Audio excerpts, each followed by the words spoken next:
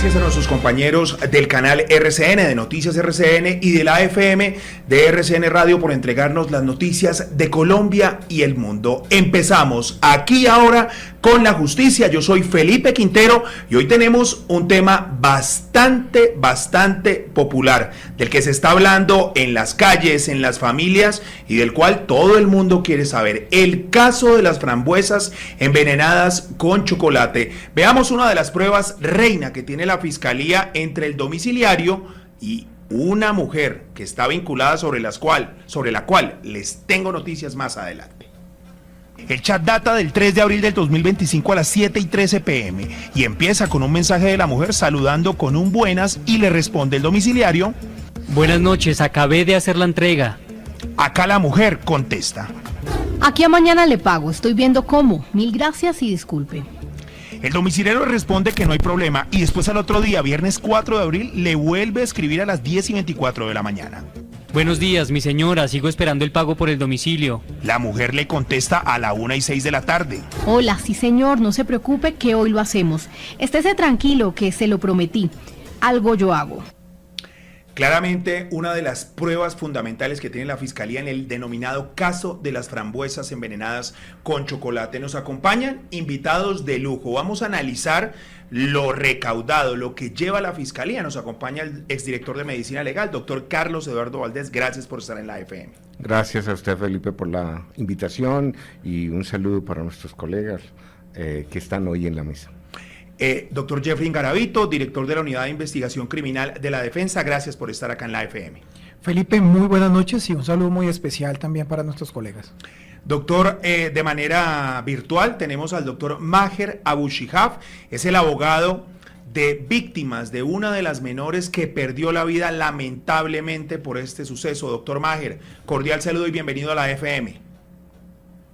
Felipe, un saludo muy especial a usted, a el profesor Jeffrey, al doctor Carlos Valdés, un gusto y un honor estar aquí compartiendo con ellos este espacio.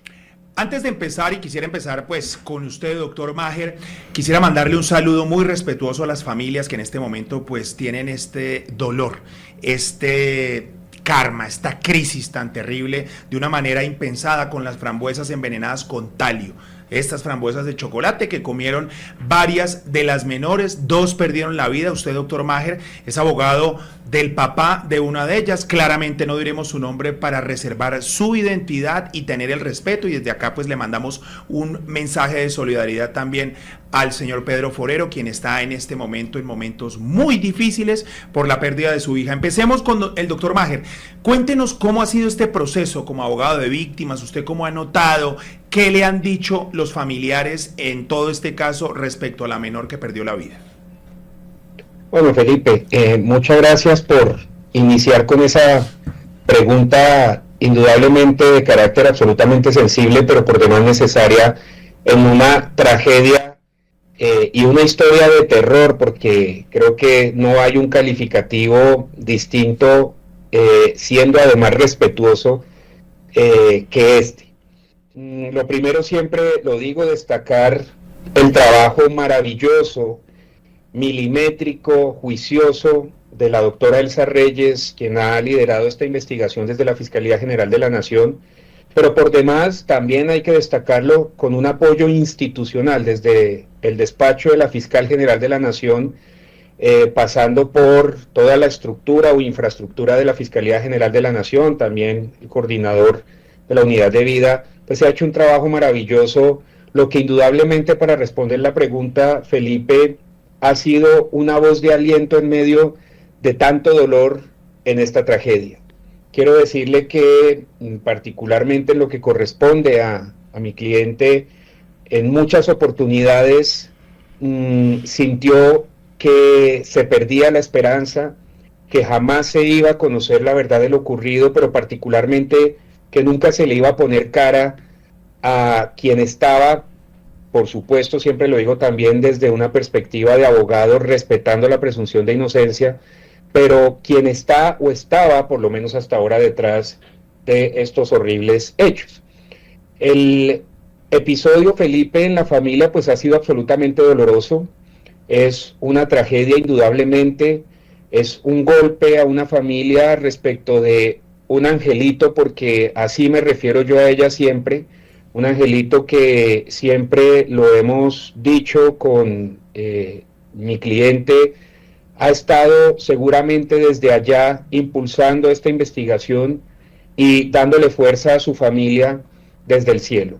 Y eso se ha visto reflejado, Felipe, en ese trabajo, insisto, milimétrico, destacable, inmejorable de la Fiscalía General de la Nación, y que hoy por lo menos ya tiene un resultado visible, una persona con orden de captura, la señora Zulma Guzmán, y que esperamos que muy pronto sea traída a Colombia para que pueda la Fiscalía continuar con este ejercicio, que ella dé la cara al país y que por supuesto las familias empiecen a conocer qué hay detrás de esta muy lamentable y trágica historia de horror. Aprovecho, doctor Maher, hay también otra persona vinculada y que en primicia acá le revelamos en la FM, mañana fue citada a interrogatorio, rendirá interrogatorio. Hablamos de Zenaida Pava Vargas, una de las mejores amigas de Zulma Guzmán Castro, quien es señalada claramente de envenenar las frambuesas porque fue la persona que tiene el contacto con el domiciliario y ya después se van las frambuesas hacia el apartamento del señor Juan de Bedut. ¿Usted la tenía en el radar, doctor Maher? Sí, Felipe, yo siempre he informado respetando, por supuesto, la reserva, y usted entenderá que este asunto es muy delicado, que hay más personas o existían más personas bajo la mira de la Fiscalía General de la Nación, y uno tiene que ser muy responsable, Felipe, lo digo a usted y a la audiencia, con hacer señalamientos. Por eso siempre he dejado esto en manos de las autoridades y he sido absolutamente respetuoso de ello. Y aquí hay un patrón, Felipe, que se ha presentado, sabemos, y hay que decirlo con franqueza y firmeza, que varias personas fueron instrumentalizadas, pero también sabemos, o por lo menos hay elementos que permiten indicar y que tendrán que ser confirmados o desvirtuados por la Fiscalía, que puede haber más personas que efectivamente hayan participado en estos hechos. Yo celebro la citación de la señora Zenaida, no lo conocía, Felipe, me entero por la primicia que usted acaba de informar. Lo celebro, por supuesto, ella está, insisto, y lo digo como abogado penalista porque no puedo hacer menos, en todo su derecho de ejercer sus garantías legales y constitucionales, su presunción de inocencia y su derecho de defensa. Y si efectivamente, como advertí en algún medio de comunicación, ella indica que es absolutamente ajena, pues así deberá aclararlo, y la Fiscalía en su autonomía determinará si en efecto estuvo o no estuvo vinculada a estos hechos. Doctor Jeffrey, háblenos de cómo se realiza un proceso investigativo en este tipo de cosas. Según su experiencia, le había tocado un tema de unas frambuesas con el talio.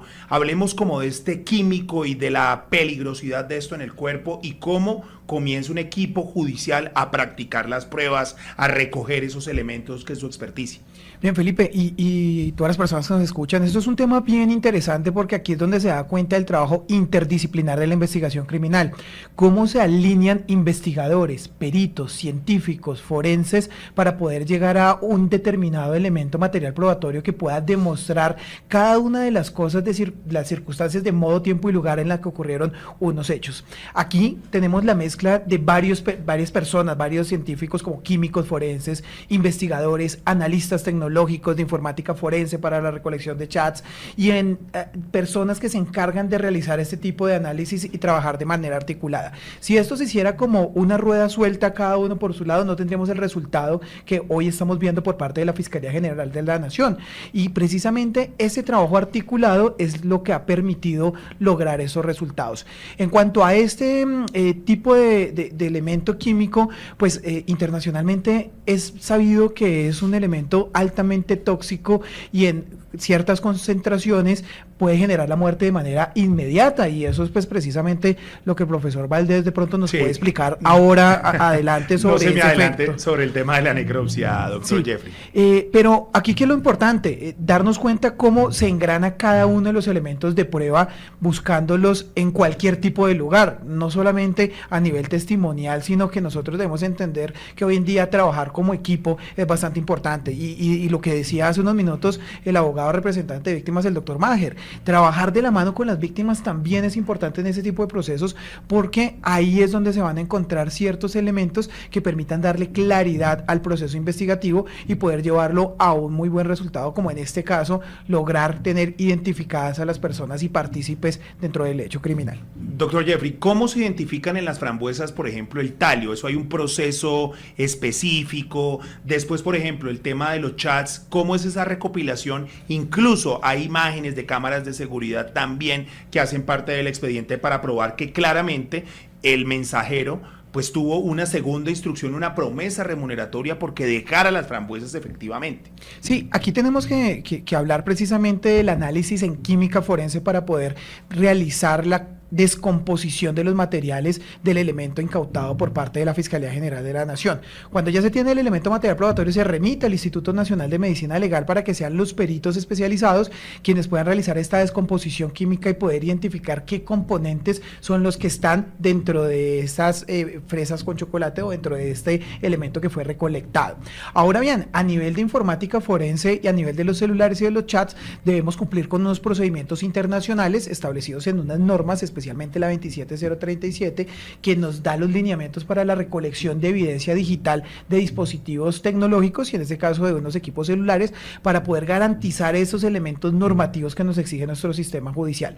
Una vez se cumple con esos requisitos, pues vienen los procesos de análisis y corroboración de lo que está escrito dentro del chat, dentro del celular, realmente coincida con los testimonial y con otros elementos de prueba. ¿Qué hacer para que no se tumben esos chats? ¿Cómo recolectarlos de manera efectivamente y que en un juicio o que en un tipo de audiencia preliminar no sean tumbados o por alguna de la contraparte, la defensa u otra persona? Bien, básicamente acá nosotros debemos cumplir con la extracción forense de manera directa del dispositivo. Los pantallazos o las capturas de pantalla, las impresiones de los equipos celulares no pueden ser tenidos en cuenta y no están siendo tenidos en cuenta por los tribunales y las cortes a nivel internacional, porque hoy en día es muy fácil editar o manipular una impresión de pantalla para poderlo presentar en cualquier lugar. Entonces, ese procedimiento debe hacerse de manera directa a la base de datos del equipo celular y utilizando herramientas técnicas adecuadas, que son las que cuentan los diferentes laboratorios de informática forense de nuestro país. Doctor Valdés, vamos a empezar ya con su experticia. El análisis de toxicología plantea que las menores tienen, por lo menos en tema gástrico, 20 miligramos de talio. Expliquémosle a los oyentes y a las personas que nos ven a través de YouTube qué significa eso. Bueno, comencemos por explicarle a los oyentes y a quienes nos ven que el laboratorio de toxicología, bueno, y en general los laboratorios del Instituto de Medicina Legal están altamente calificados y auditados, tienen auditoría nacional e internacional. Con esto lo que quiero decir es que los resultados son confiables. El hecho de que el resultado de toxicología nos demuestre que hubo una concentración de 20 miligramos por litro es una concentración bastante alta. El talio tiene unas dosis letales que varían entre 12 y 18 miligramos por kilo de peso.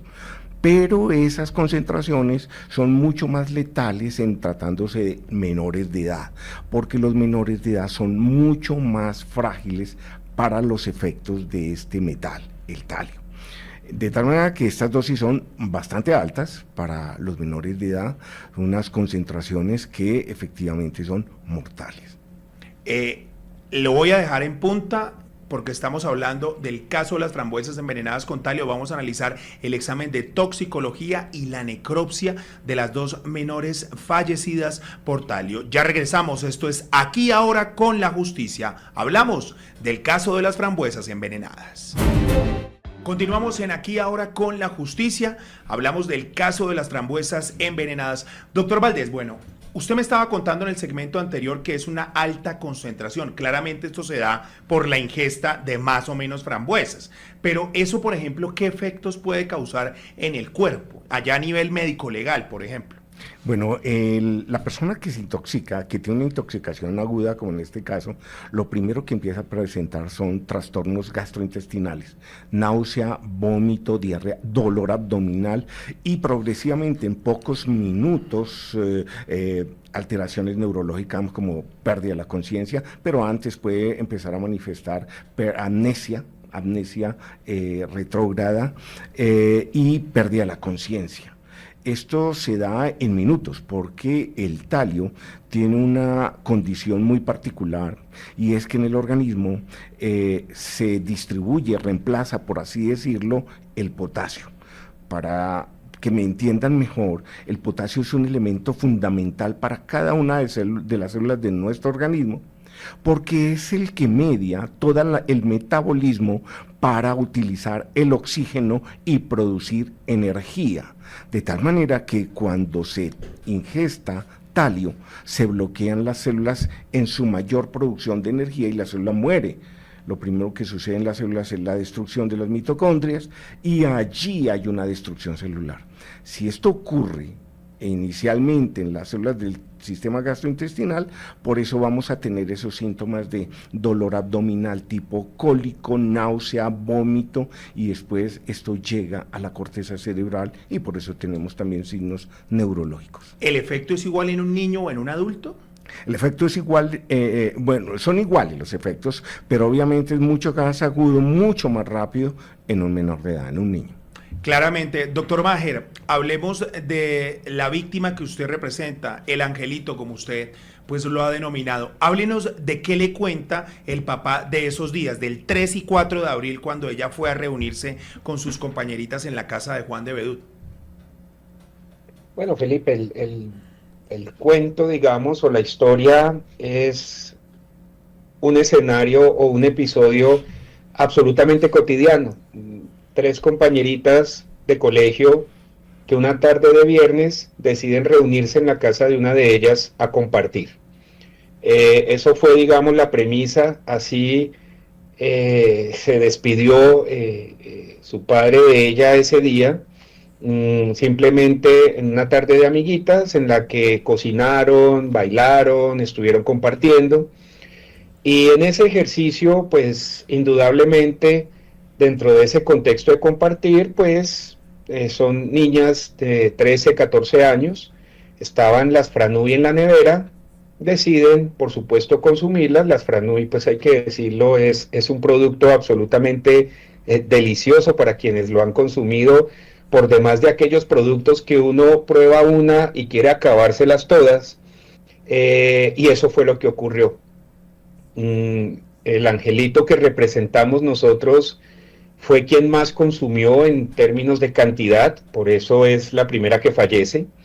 A los 4 o 5 días fallece la segunda y luego tenemos el episodio de una tercera en condiciones muy complejas, afortunadamente no perdió la vida, y de un cuarto adolescente que también alcanzó a consumir esas Franui.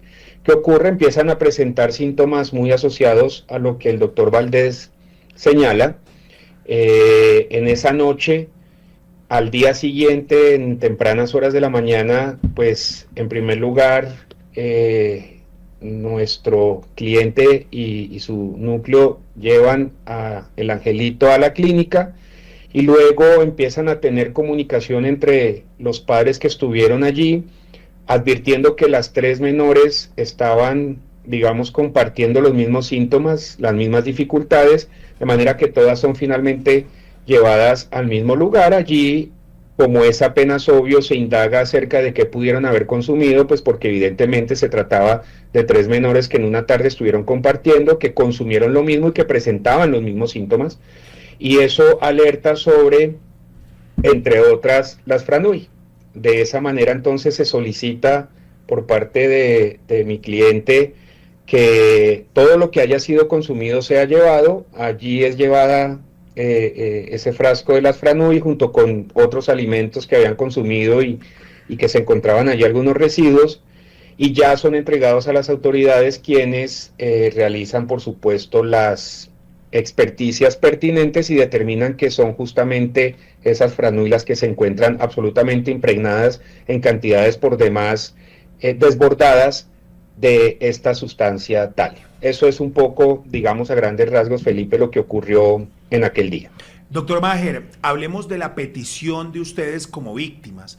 Ustedes, más allá de que el angelito pues está en el cielo, ¿Cuál es la petición respecto al proceso? En este momento está individualizada una persona, estamos hablando de Zulma Guzmán Castro, que tiene un proceso de extradición por un doble homicidio agravado, de Zenaida Pava Vargas, que como lo revelamos en primicia, será llamada mañana a interrogatorio de manera virtual, se encuentra, según me cuentan las fuentes, fuera del país. Ustedes como víctimas, ustedes como representantes, por ejemplo, en su caso del señor Forero, primero, ¿qué le piden a la Fiscalía? Y segundo, ¿qué esperan de esta investigación? Sí, Felipe, una precisión, es un doble homicidio sumado a 2 tentativas. A 2 tentativas, correcto. Sí, ahí está, tiene toda la razón. Doble 4... homicidio agravado y 2 tentativas porque no se consumó el homicidio, claramente. Correcto. Felipe, esa pregunta es muy importante y se la respondo a través de fases.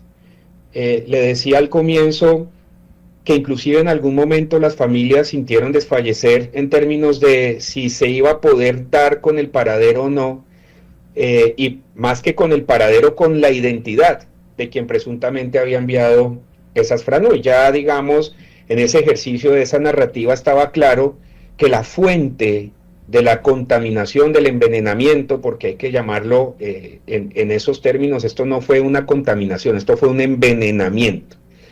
Y que la fuente eran las FRANUI. De manera que lo que seguía era identificar el origen de esas FRANUI. Y ahí es donde insisto y rescato y destaco el trabajo de la Fiscalía, y es que a partir de diversos actos de investigación, de prueba técnica, de prueba testimonial, de prueba documental, hay que decirlo también con la absoluta colaboración de compañías, de empresas, etcétera, que siempre se han prestado y han colaborado franca y transparentemente en la investigación, es que se pudo llegar entonces a la señora Guzmán. Y eso satisface, en primer lugar, Felipe, ese primer reclamo de la familia o de las familias, y es poder identificar el origen, quién lo envió o quién presuntamente, insisto, respetando la presunción de inocencia, quién lo envió. Y así se satisface entonces ese primer clamor de la familia, y es llegar a alguien.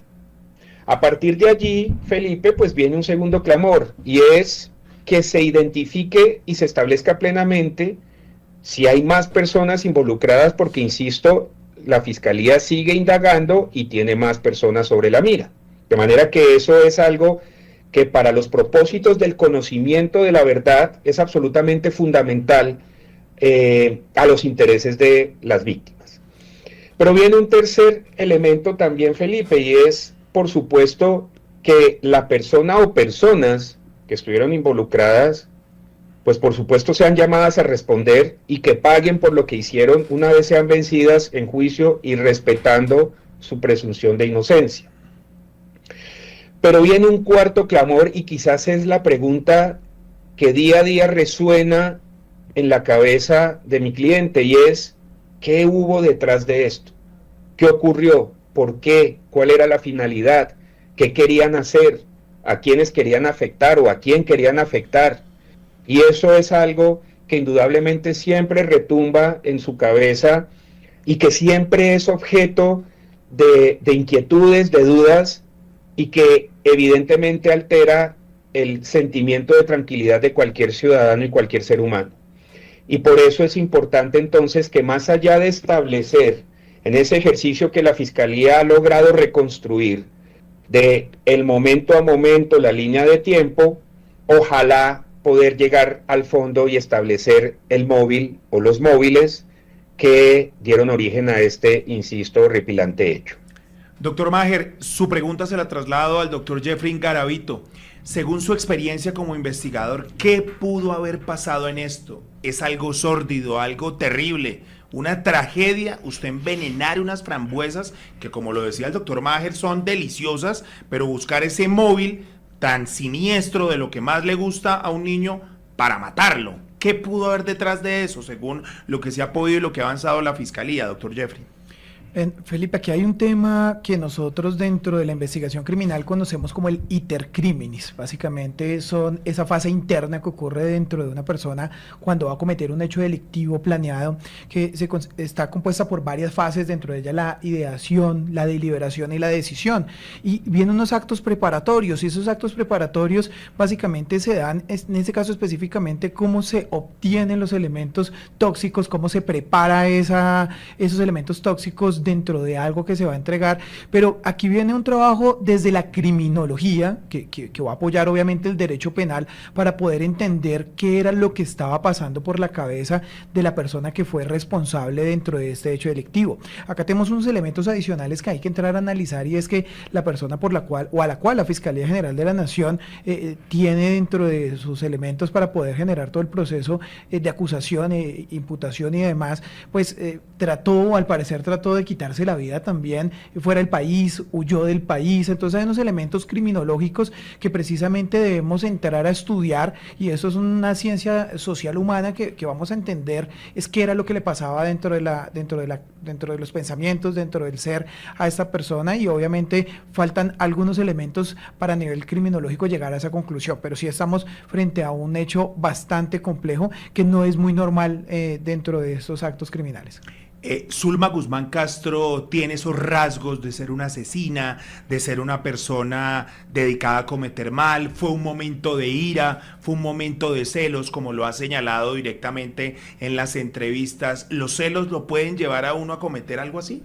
Bien, hay muchos detonantes dentro de estos procesos delictivos.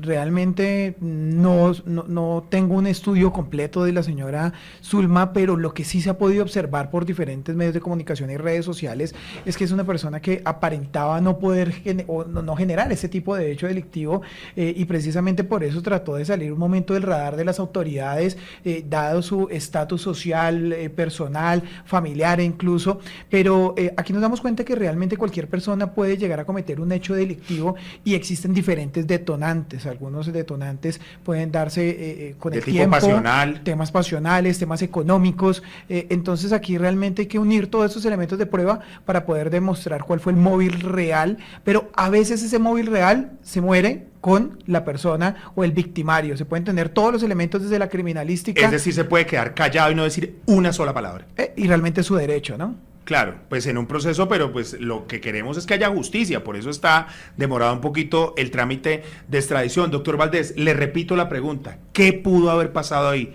¿Cuál fue ese detonante de la señora Zulma Guzmán Castro que la lleva a ser un hecho tan lamentable? Bueno, lo primero que yo le tengo que decir es que aquí sí hubo una excelente planeación. ¿Por qué?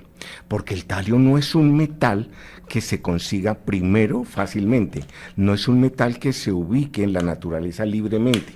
Curiosamente, el metal es producto de la obtención, de los procesos de obtención y purificación de otros metales como el hierro, el azufre, etc.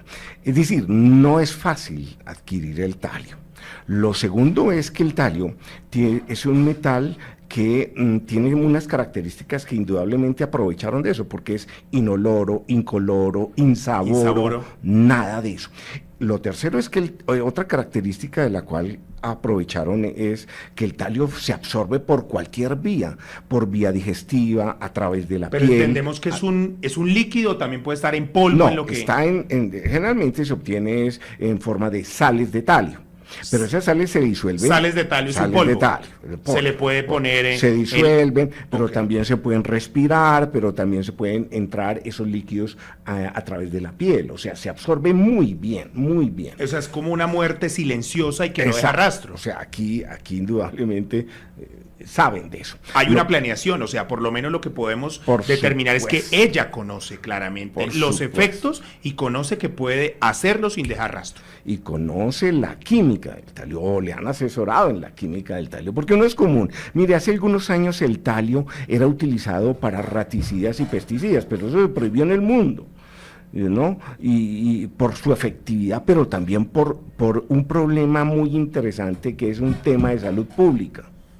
Entonces, esto hace que cuando escucha uno cómo ha sido la situación en lo que se ha dado hasta ahora, la persona planeó muy bien. O sea, no fue un producto de un No, impulso esto autodestructivo que quiso hacer él. No. Ella tenía una planeación de cuánto. Indudablemente es un conocimiento que no se logra de la noche a la mañana, es un conocimiento de... Años, puede ser. Pues yo no hablaré de años, pero es meses. un conocimiento que requiere tiempo y requiere una asesoría especial, ¿no? Doctor Jeffrey, lo que usted planteaba del intercriminis, más o menos, ¿cómo se puede conseguir el talio o cuánto pudo por lo menos demorar Zulma Guzmán Castro para conseguirlo? ¿Lo consiguió en Colombia? ¿Lo consiguió por fuera? Bueno, eso es un tema que tiene que darse dentro del resultado investigativo del proceso. Realmente no estoy vinculado a este caso a nivel investigativo, pero sí, como lo decía el profesor Valdés, no es algo fácil de conseguir, entonces pudo haber llevado un tiempo para poder realizarlo. Doctor Valdés, retomo con usted. En el tema de esa planeación, luego de la consecución del tema, ella, pues, hay dos teorías. Inicialmente que pues ella sale, y eso está probado, que sale a Argentina una semana después. ¿Qué remordimiento, qué puede pasar por la cabeza de una persona que comete un homicidio después de materializarlo, por ejemplo? Bueno, en primer lugar, pues yo no soy psiquiatra, ¿no? Yo soy médico forense, especialista en antropología forense, pero mi experiencia me lleva a entender, y lo he dicho muchas veces ante los medios de comunicación, definitivamente somos una sociedad enferma, definitivamente. Aquí la muerte de las personas es un paisaje, todos los días vemos, pero lo más cruel de esto es que ese paisaje toca a los niños y a las niñas y no nos damos cuenta. Yo me aterro porque en este momento este fenómeno de la muerte de estas niñas por talio no está ya en discusión como un tema de salud pública. Porque así como consiguieron talio para matar dos niñas, ¿de dónde lo obtienen? Como acabas de preguntar. ¿Las personas tienen libertad para hacer esto? Ahora, créanme que estas discusiones tienen una labor pedagógica para el criminal. Y esto lo vamos a ver a futuro en los índices de muertes por este tema. Mire, hace algunos años sucedió lo mismo con los organofosforados y organoclorados. Recuerdo que hace unos 20, 25 años se pensaron a presentar unas muertes por intoxicación con órganos fosforados y clorados, y 5 años después era el primer elemento de intoxicación que se tenía. Entonces, ¿a dónde voy? Somos un país que requiere que estos temas también sean discutidos con un enfoque de salud de población, salud social. Esto es un tema de salud pública. ¿Cómo en el análisis forense y en una necropsia, cómo se puede identificar la presencia de un químico en el cuerpo? ¿Cómo, expliquémosle, por ejemplo, a todos nuestros oyentes y televidentes, cómo llega medicina legal a tener esa conclusión de 20 miligramos? ¿Cómo se analiza eso? Hablábamos que después de 6 miligramos es totalmente letal, 20 es una locura del Claro. talio que tenían. ¿Cómo eso se puede identificar en el cuerpo en un análisis y en una práctica de una necropsia, doctor Valdés? Bueno, los médicos forenses del instituto, cuando van a iniciar la necropsia, lo primero que tienen es el informe de la policía judicial, y el informe que llega sobre un hecho en el cual unos niños estaban departiendo en una casa, todo, y que muere uno rápidamente, después el siguiente. Eso indudablemente llega a una impresión diagnóstica inicial de una intoxicación. Durante la necropsia, los cuerpos presentan algunos signos que son muy característicos en vías digestivas: la congestión del tracto digestivo, la congestión del hígado, inclusive edema cerebral. Son aspectos que al médico forense le inducen a que hay una intoxicación. En esos casos siempre el médico va a reservar muchos tejidos, y dentro de esos, como estaba el informe de la policía judicial, que estaban departiendo, comiendo, obviamente contenido gástrico. y ustedes van a ver entonces que el resultado de toxicología hace referencia al contenido gástrico. Claro, se hablan de 3 sustancias, galletas, café y las frambuesas. Galletas y café sale negativa para la muestra y en las frambuesas sí se encuentra. O sea, eso se puede determinar científica y técnicamente. Claro, y como les digo, estos laboratorios del Instituto de Medicina Legal están acreditados nacional e internacionalmente. Esto lo digo porque a veces se discute Pues sobre usted los fue resultados. director de Medicina Legal, Claro. ¿cuánto tiempo, doctor Valdés? 8 años. 8 años. Y en su momento se discutió sobre un resultado de toxicología, pero lo que yo les quiero decir es, estos laboratorios tienen una alta confiabilidad, la acreditación es nacional e internacional, es decir, el hallazgo es real. Perfecto. Doctor Maher, retomo con usted. A mí me gustaría saber, y también a los oyentes, porque le cuento que me han hecho muchas preguntas sobre el tema y usted es el representante de víctimas del Angelito al que usted representa. Háblenos de ese momento cuando ella llega a la casa, de esas últimas horas de la menor, cuando le cuenta a sus papás que se encuentra enferma, cuando toman esa decisión de llevarla a la clínica y cuando tienen pues esa lamentable noticia. Sí, Felipe, el tema, digamos, muy concreto, ella pasa una noche complicada, insisto, con síntomas como los que ha referido el doctor Valdés, dolores estomacales fuertes. Pero nunca pensaron que fuera algo como muy grave o alguna cosa, como una gripa o una indigestión. No, indudablemente lo que se piensa en principio se trata de algún asunto asociado a alguna intoxicación, de manera que eso es lo que origina justamente que empiecen a tener comunicación los padres, particularmente pues porque había un episodio y es que ellas habían estado reunidas en la tarde y distinto a ello pues no había ocurrido nada más.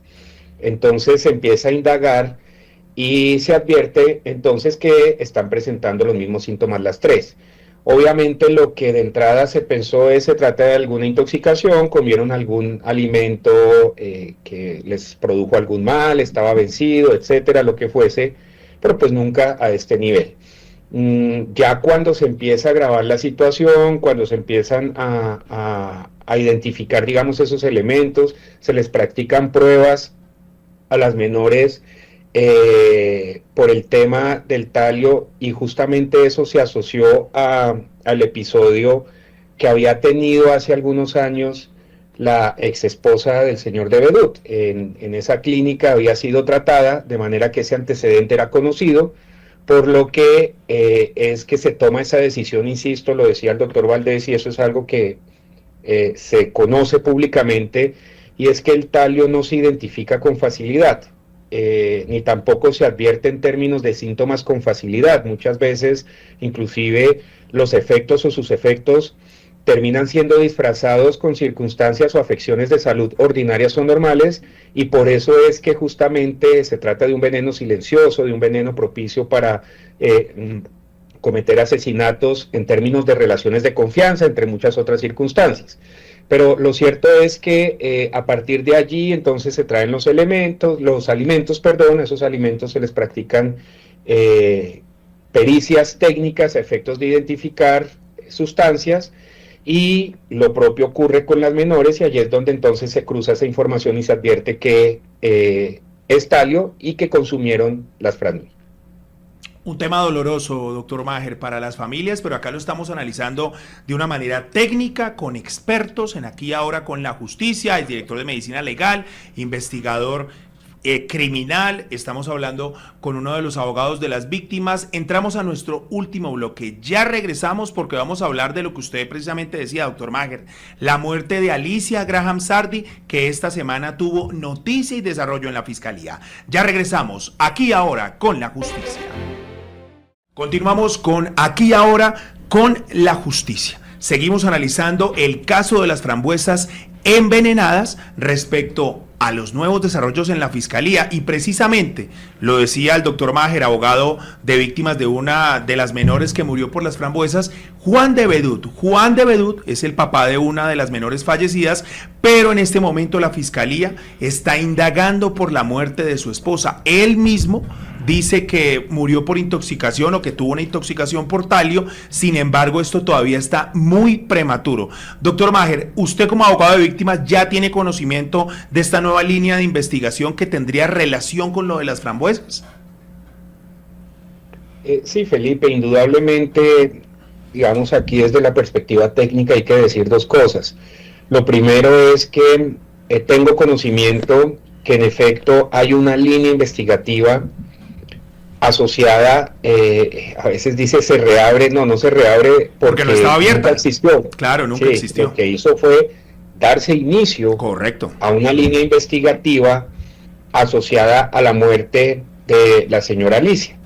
Y eso por virtud de una circunstancia que resulta apenas evidente y obvia, y es que está absolutamente acreditado y demostrado que hace unos pocos años, porque no es una muerte de hace muchísimos años, es una muerte relativamente reciente. Del 2021.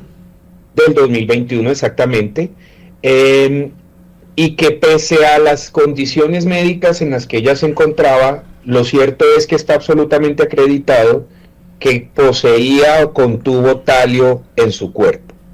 Y luego, 3 años después o 4 años después, surge este episodio justamente con la misma sustancia y de la forma en que ya, pues por supuesto, los medios de comunicación conocen, y además con un episodio de trascendencia detrás, y es un escenario pasional, que también hay que decirlo en sus justas proporciones. De manera entonces que eso para cualquier observador independiente, pues de inmediato va a generar un ejercicio racional de conexión entre ese episodio y lo que hoy se conoce respecto de lo que ocurrió con las menores, y por supuesto es apenas evidente y obvio que corresponde más cuando se trata de un delito investigable de oficio, que la Fiscalía indague y realice las pesquisas alrededor de ello. Lo segundo, Felipe, sí, señor.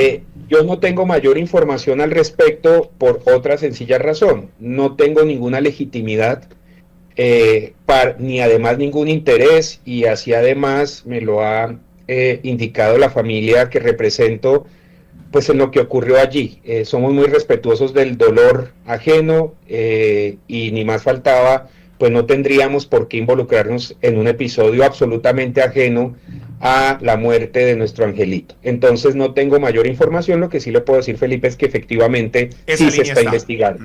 Correcto. Perfecto, doctor Maher. Y es que precisamente Noticias RCN y la FM habló con el abogado de Juan de Bedut a la salida de esa diligencia, donde se confirmaba esa nueva línea de investigación, porque hasta el momento se tiene que la señora Alicia Graham Sardi, esposa de Juan de Bedut, murió por cáncer. Juan de Bedut en su primera entrevista dice que existió una intoxicación por talio. Es decir, pues hay una nueva línea de investigación, y así lo confirmó su abogado Fabio Umar. Doctor Fabio, el resultado de la diligencia al día de hoy. Mi cliente estuvo rindiendo diligencia de declaración jurada ante la Fiscalía, prestando toda la colaboración, esclareciendo todos los hechos que la Fiscalía ha solicitado. Así lo hemos hecho y así lo haremos las veces que sean necesarias. Confiamos, mi cliente confía plenamente en la justicia y en la señora fiscal del caso, naturalmente. Ustedes ya conocen de la indagación que se hace por la muerte de Alicia Graham Sardi. Conocemos todo lo que la Fiscalía ha venido avanzando y estamos prestos para colaborar en ello. ¿Qué les han dicho sobre el tema de Zulma Guzmán Castro? La Fiscalía ha avanzado en la investigación de una manera muy precisa, muy quirúrgica, muy contundente. La apoyamos y estamos prestos a que el Reino Unido nos diga en qué podemos colaborar, y allí estaremos. Doctor Umar, el doctor Juan de Bedut, ¿qué evidencias presentó o sobre qué versó la declaración? ¿Qué temas? No le puedo decir en este momento. Eso hace parte, pues, por supuesto, de la reserva, pero estamos colaborando con todo lo que la justicia nos ha pedido. Una nueva línea de investigación que se adelanta por la muerte de Alicia Graham Sardi. Doctor Valdés, ¿el tema del talio es un problema de salud pública? ¿Se puede convertir en un problema de salud pública después de este caso? Sí, mira, querrámoslo o no, esta labor periodística, que además es un derecho que tenemos todos los ciudadanos de que seamos informados, también ilustra a mucha gente sobre el talio, y eso está bien, sobre los riesgos de estas sustancias, pero esta ilustración debe llevarse a cabo a través de unos programas de salud pública. ¿Por qué? Porque así como han muerto 2 niñas, pueden morir cualquier otras personas, porque tal como se ha discutido aquí, este es un tóxico silencioso. Y entonces se puede utilizar, y las mentes criminales pueden utilizar este tóxico para sus fines. Ahora, aquí hay que extremar los controles sobre el talio. ¿De dónde lo obtuvo? ¿Cómo lo manipuló? Es que sobre eso hay mucho que decir. tienen que existir controles sobre eso, tiene que existir una serie de controles, tanto en temas de salud pública en los hospitales, porque al médico de urgencias le llega un paciente con síntomas gastrointestinales inespecíficos. El hospital debe tener capacidad para rápido tomar una muestra de sangre, rápido procesarla, porque esto se nos puede convertir en otro tema. Doctor Jeffrey, ¿usted qué considera sobre el tema del talio? Esto tiene que tener un control, que no sea fácil, que sea difícil conseguirlo. ¿Cómo se debe abordar esto ya a nivel, por ejemplo, criminal, que es su experticia, y a nivel también de salud pública? Claro que sí, Felipe, y estoy muy de acuerdo con el profesor Valdés respecto a que las autoridades deben comenzar a generar ese proceso de regulación, específicamente en cabeza de la Fiscalía General de la Nación y obviamente la Policía Nacional, para poder generar los procesos de restricción de venta, comercialización y manipulación de este tipo de elementos, así como lo realizamos con otro tipo de elementos peligrosos, explosivos, pero esto es una alerta para poder tener en cuenta eso, y que también nuestra legislación, el Congreso de la República comienza a generar unos temas de política pública para que puedan legislar y generar nuevas regulaciones al respecto. Respecto a eso, doctor Maher, muy brevemente, que ya nos queda muy poquito, ¿usted considera que esto se tiene que tratar con un tema de salud pública, el uso del talio y conseguirlo y comprarlo, etcétera? Sí, Felipe, yo creo que en medio de esta tragedia esto debe servir para algo. Y es primero ese ejercicio periodístico que se viene haciendo y que ha generado indudablemente un impacto en la sociedad colombiana, inclusive a nivel internacional. Y es que seamos conscientes de lo que es el talio, lo que significa el talio y sus perversos y muy potenciales efectos dañinos. Y eso ya es un ejercicio de concientización que indudablemente tiene que derivar en la generación de políticas públicas. Pero viene algo adicional. Siempre me lo he preguntado y lo hemos conversado alrededor de este suceso, y es quizás cuántas muertes han ocurrido en Colombia con utilización del talio absolutamente de manera silenciosa. Esto va a marcar un antes y un después en lo que significa no solo la posibilidad del uso del talio a estos propósitos, sino además de la concientización de los potenciales síntomas, de manera que va a activar una conciencia ciudadana el hecho de que si se advierten síntomas de esta naturaleza, puedan acudir a los profesionales correspondientes, a hacerse pruebas y ser tratados, porque hay que decirlo, y el doctor Valdés no me deja mentir, el talio puede generar recuperación. La muestra es este mismo caso, el adolescente que fue afectado con talio, pues hoy afortunadamente se encuentra en condiciones estables de salud. De manera entonces que yo creo que sí tiene que generar una política de control más agresiva. Hay que decirlo también, Felipe, el talio, aunque es una sustancia prohibida en términos de circulación, es controlada en términos de uso, es decir, es posible, y de hecho así ha ocurrido y así ocurrió, que talio sea importado e ingresado legítimamente al país para algunos procesos industriales. De manera que esto es una alerta para que también las autoridades correspondientes no solo intensifiquen los controles, vigilancia y demás, sino que además se genere política pública y de concientización al respecto. Doctor Maher Abushihab, gracias por estar acá en la FM. Doctor Jeffrey Garavito, doctor Carlos Eduardo Valdés, gracias por estar acá en la FM. Aquí y ahora un panorama claro de este caso que yo les digo, oyentes, esto está en el 1%, esto va a venir con muchas revelaciones. Los dejo solamente con este dato: Zenaida Pava Vargas, ella va a tener un interrogatorio mañana, es la amiga cercana de Zulma Guzmán Castro,